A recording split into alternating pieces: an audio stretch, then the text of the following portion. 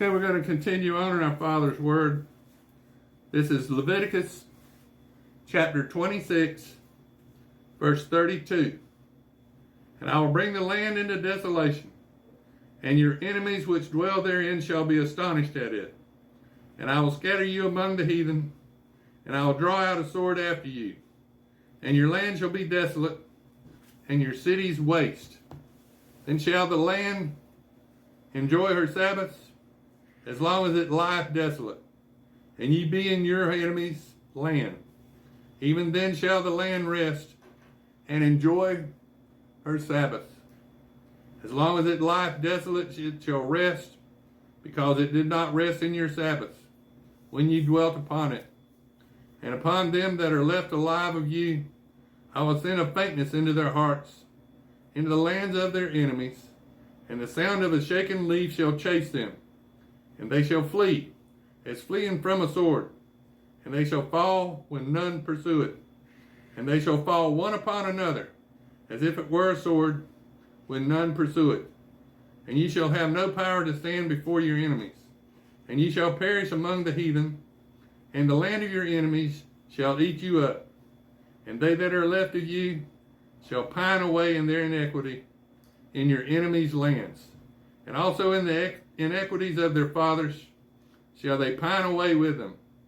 And if they shall confess their iniquity and the iniquity of their fathers with their trespass which they trespassed against me, and that also they have walked contrary unto me, and that I have also walked contrary unto them, and have brought them into the land of their enemies, if their then uncircumcised hearts be humbled, and they then accept of the punishment of their iniquity, then I will remember my covenant with Jacob, and also my covenant with Isaac, and also my covenant with Abraham will I remember, and I will remember the land.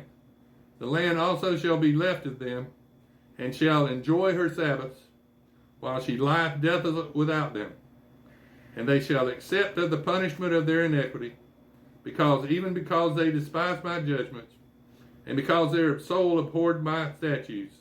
And yet for all that, when they be in the land of their enemies, I will not cast them away, neither will I abhor them, to destroy them utterly, and to break my covenant with them.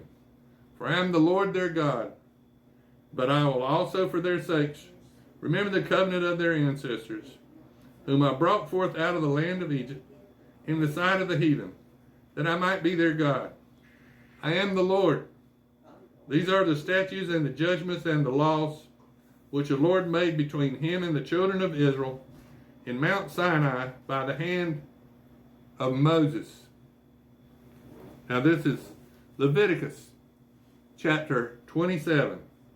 And the Lord spake unto Moses, saying, Speak unto the children of Israel, and say unto them, When a man shall make a singular vow, the person shall be for the Lord by that estimation. And the estimation shall be of the male from 20 years old unto 60 years old.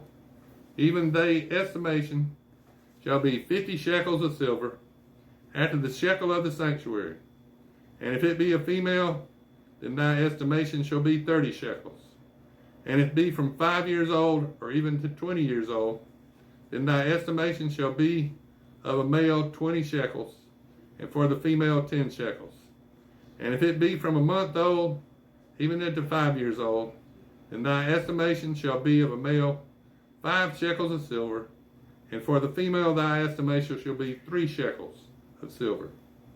And if it be from 60 years old and above, if it be a male, then thy estimation shall be 15 shekels, and for the female 10 shekels. But if he be poorer than thy estimation, then he shall present himself before the priest, and the priest shall value him, according to his ability, that vowed shall the priest value him. And if it be a beast, whereof men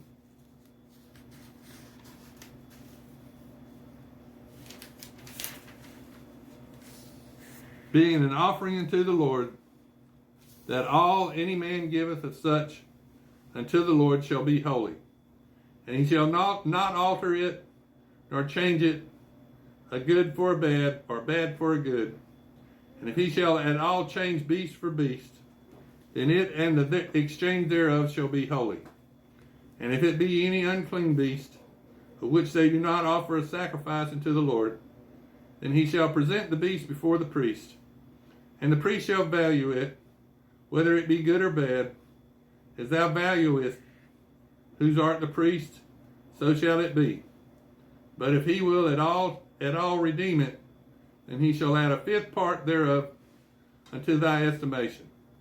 And when a man shall sanctify his house to be holy unto the Lord, then the priest shall estimate it, whether it be good or bad, as the priest shall estimate it, so shall it stand. And he that sanctifieth it will redeem his house, then he shall add the fifth part of the money of thy estimation unto it, and it shall be his. And if a man shall sanctify unto the Lord some part of a field of his possession, then thy estimation shall be according to the seed thereof. A homer of barley seed shall be weighed at 50 shekels of silver. And if he sanctify his field from the year of Jubilee, according to thy estimation it shall stand. But if he sanctify his field after the Jubilee, then the priest shall reckon unto him the money according to the years that remain, even unto the year of Jubilee, and it shall be abated from thy estimation. And if he that sanctifies the field will in any wise redeem it, then he shall add the fifth part of the money of thy estimation unto it, and it shall be assured to him. And he will not redeem the field, or if he have sold the field to another man, it shall not be redeemed any more. But the field, when it goeth out in the Jubilee, shall be holy unto the Lord, as a field devoted. The possession thereof shall be the priest. And if a man sanctifieth unto the Lord a field which he hath bought, which is not of the fields of his possessions, then the priest shall reckon unto him the worth of thy estimation, even unto the year of Jubilee. And he shall give thine estimation as that day, as a holy thing unto the Lord. In the year of the Jubilee the field shall return unto him, of whom it was brought, even to him to whom the possession of the land did belong. And all thy estimation shall be according to the shekel of the sanctuary. 20 gerahs shall be the shekel. Only firstling of the beast, which should be the Lord's firstling, no man shall sanctify it, whether it be ox or sheep, or is the Lord's. And if it is of an unclean beast, then he shall redeem it according to thine estimation, and shall add a fifth part unto thee. And if it shall not be redeemed, then it shall be sold according to thy estimation. Notwithstanding, no devoted thing that a man shall devote unto the Lord of all that he hath, both of man and beast, of the field of his possessions, shall be sold or redeemed. Every devoted thing is most holy unto the Lord. None devoted which shall be devoted of men shall be redeemed, but shall surely be put to death.